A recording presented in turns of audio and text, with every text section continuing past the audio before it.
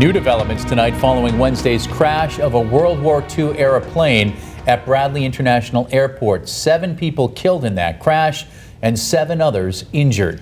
We are now learning that the Collings Foundation announced that they will suspend its flight operations and the tour for the rest of the year. The foundation owned the B-17 plane that went down Wednesday, and it operates the Wings of Freedom tour. Investigators are learning more about what may have caused the vintage airplane to crash as they go through videos, survey wreckage, and read witness accounts.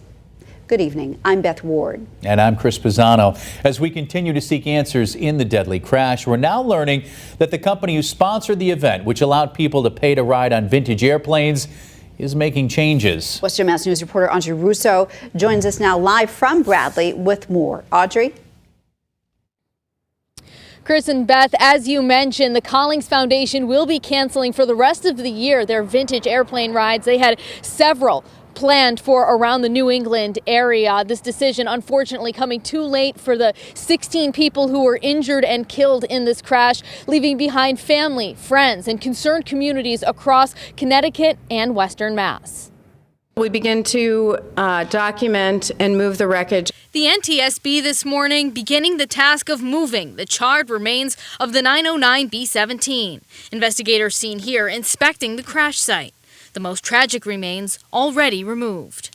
Those of the 7 victims who died, including the pilot and co-pilot on the plane, 48-year-old Jim Roberts of Ludlow and 56-year-old David Broderick of West Springfield. Among the 7 injured, Andy Barrett from South Hadley and Thomas and Linda Schmidt.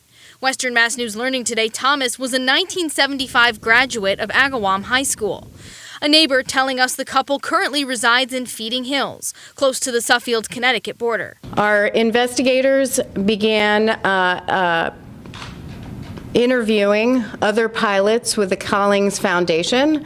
A lot of those pilots are volunteer pilots, so those interviews are continuing. The NTSB now working with the Collings Foundation, who sponsored the Wings of Freedom event that featured rides on the doomed 909.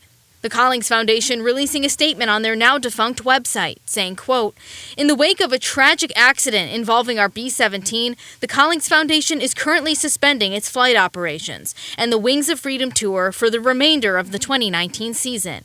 We are in the process of issuing refunds for those who had reserved flights through December." The Collings Foundation announcing on their mostly defunct website now that they will continue and go forward with a plane event scheduled for the American Heritage Museum in Hudson, Mass. But again, there won't be any plane rides at this event.